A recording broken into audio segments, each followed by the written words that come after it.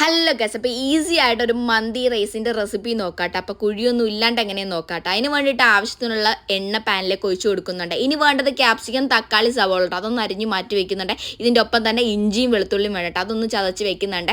ഇഞ്ചി കുറച്ചും വെളുത്തുള്ളി കൂട്ടി എടുക്കണം, എന്നാലേ കറക്റ്റ് ഫ്ലേവർ നമുക്ക് കിട്ടത്തുള്ളൂ കേട്ടോ. അപ്പോൾ അതൊന്ന് ചതച്ച് മാറ്റി വെക്കുന്നുണ്ട്. ഇനി സ്പൈസസ് വേണം: ഏലക്ക, ഗ്രാമ്പൂ, കറുവപ്പട്ട, തക്കോൽ, അതുപോലെ തന്നെ കുരുമുളക് കേട്ടോ. ഇനി സെപ്പറേറ്റ് ആയിട്ട് വലിയ ജീരകം, ചെറിയ ജീരകം, അതുപോലെ തന്നെ നമ്മുടെ മല്ലി കേട്ടോ. അപ്പോൾ അത് സെപ്പറേറ്റ് ആയിട്ട് മാറ്റി വെക്കണേ. ഇനി നമുക്ക് സവോള ഒന്നിട്ട് വഴട്ടി കൊടുക്കാം കേട്ടോ. നമ്മൾ ഫ്രൈ ചെയ്തെടുക്കേണ്ട, വഴട്ടിയ രീതിയിൽ നമുക്ക് കിട്ടണം കേട്ടോ. ഈ സമയത്തും കുറച്ച് ഉപ്പ് ചേർക്കുന്നുണ്ട് കേട്ടോ. ഉപ്പ് നോക്കി ചേർത്താൽ മതി, കാരണം ഞാൻ അതിൻ്റെ അത് മാഗി ക്യൂബ് ചേർക്കുന്നുണ്ട്. അപ്പോൾ ഉപ്പ് ഒത്തിരി ചേർത്ത് കൂടാൻ പാടില്ല. അപ്പോൾ അത് നോക്കിയിട്ടുള്ള അളവിൽ ചേർത്താൽ മതി കേട്ടോ. ഒന്ന് വാടുന്ന രീതിയിൽ ഞാൻ ഉപ്പ് ചേർത്തിട്ടുള്ളത്. ഇനി ഇഞ്ചിയും വെളുത്തുള്ളിയും ചതച്ച് ചേർത്ത് കൊടുക്കാം കേട്ടോ. ഞാൻ ഈ പറഞ്ഞ പോലെ തന്നെ വാടി കിട്ടിയാൽ മതി, ഫ്രൈ ആക്കി കിട്ടണ്ട കേട്ടോ.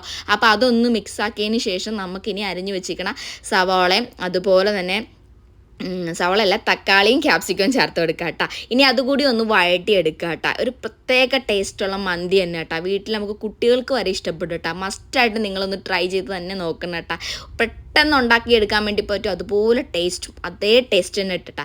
ഈ സമയത്താണ് കേട്ടോ ഞാൻ ആ എടുത്ത് വെച്ചിരിക്കുന്ന നമ്മുടെ സ്പൈസസ് കൂടി ചേർത്ത് കൊടുത്തിരിക്കുന്നത്. ഇനി വലിയ ജീരകം, ചെറിയ ജീരകം നമ്മൾ മല്ലിയും മാറ്റി വെച്ചിട്ടുണ്ട്, അതിപ്പോൾ ചേർക്കണ്ട കേട്ടോ. ഒരു ഉണക്കനാരകം കൂടി ചേർത്ത് ഞാൻ ഈ ടൈമിൽ കൊടുക്കുന്നുണ്ട് കേട്ടോ. ഇനി നമുക്ക് മാഗി ക്യൂബ് ചേർത്ത് കൊടുക്കുക കേട്ടോ. അപ്പോൾ ഈ സമയത്ത് നിങ്ങൾ ഈ മാഗി ക്യൂബ് ചേർത്തതിന് ശേഷം ഉപ്പ് കുറവാണെന്നുണ്ടെങ്കിൽ വെള്ളം ഒഴിക്കുമ്പോൾ നിങ്ങൾക്ക് ചേർത്ത് കൊടുത്താൽ മതി കേട്ടോ, അരിക്ക് നോക്കിയിട്ട്. അപ്പം ഞാൻ എപ്പോഴും വലിയ അരി എടുക്കുമ്പോൾ അതിന് ഇരട്ടി വെള്ളമായിട്ട് എടുക്കുന്നത്. അപ്പോൾ വെള്ളവും കൂടി ചേർത്തിട്ട് ഈ സമയത്താണ് ഞാൻ മല്ലി ചേർക്കുന്നുണ്ട്. ആ മല്ലിയും വലിയ ജീരകവും ചെറിയ ജീരകവും ചേർത്ത് ഒന്ന് ഇളക്കിയിട്ട് വെട്ടി തിളപ്പിക്കണം കേട്ടോ. വെട്ടി തിളച്ചതിന് ശേഷമാണ് നമുക്ക് അരി ചേർത്ത് കൊടുക്കേണ്ടത് കേട്ടോ. അപ്പോൾ ആ സമയത്ത് അരമണിക്കൂർ കുതിർത്ത് വെച്ചിട്ടുള്ള അരിയാണ്, അത് ഞാൻ അങ്ങോട്ട് ചേർത്ത് കൊടുക്കുന്നുണ്ട്. ഇനി നല്ല രീതിക്ക് ഒന്ന് മിക്സ് ആക്കിയതിന് ശേഷം അടച്ച് വെച്ചിട്ട് ഒരു 5 മിനിറ്റ് കൂടുമ്പോൾ ഒന്ന് മിക്സ് ആക്കി കൊടുക്കട്ടെ. അപ്പോൾ വെള്ളം വറ്റിക്കൊണ്ടേ ഇരിക്കട്ടെ. നമ്മുടെ അരിൻ്റെ വേവും അതിനനുസരിച്ച് നമുക്ക് അറിയാൻ വേണ്ടി പറ്റും കേട്ടോ. അപ്പോൾ വെള്ളം നല്ല രീതിക്ക് ഒന്ന് വറ്റി തെളിഞ്ഞ് വരും കേട്ടോ. അങ്ങനെ വെള്ളം നല്ല രീതിക്ക് ഡ്രൈ ആയതിന് ശേഷം വേണം കേട്ടോ നമുക്ക് മാറ്റി വെക്കാനായിട്ട്. അപ്പോൾ ഈ ടൈമിൽ ഞാൻ കുറച്ച് ഉണക്കമുന്തിരി ചേർക്കുന്നുണ്ട്. ഇത് ഇഷ്ടമുള്ളവർ ചേർത്താൽ മതി കേട്ടോ. എനിക്കിഷ്ടമാണ് ആ സമയത്ത്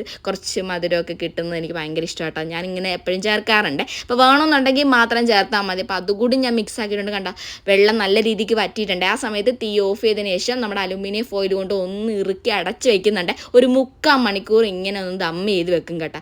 ആ 3/4 മണിക്കൂറിന് ശേഷം കേട്ടോ അത് ഈ ഒരു റെസിപ്പി ശരിക്കും പറഞ്ഞാൽ ദൈവമേ, റൈസൊക്കെ നല്ല രീതിക്ക് ഒട്ടാണ്ടിരിക്കും. മന്തി എപ്പോഴും ഒട്ടാണ്ടിരിക്കുന്ന അരി തന്നെ കേട്ടോ നല്ല ടേസ്റ്റ് എന്ന് പറയുന്നത്. അപ്പം മസ്റ്റായിട്ട് എന്തായാലും നിങ്ങൾ ചെയ്ത് നോക്കണം, നല്ല ടേസ്റ്റ് ആയിട്ട്. ആ സമയത്ത് പച്ചമുളകും കൂടി കുത്തി വെച്ച് കൊടുത്തിട്ടുണ്ടായിരുന്നു കേട്ടോ. അപ്പോൾ അതൊക്കെ ചെയ്ത് കൊടുത്ത് അതിൻ്റെ കൂടെ അതും കൂടി തിരുമ്മി കഴിക്കുമെങ്കിൽ ഒരു പ്രത്യേക ടേസ്റ്റാണ്. മസ്റ്റായിട്ട് ട്രൈ ചെയ്ത് കമൻറ്റ് ചെയ്യാൻ മറക്കല്ല.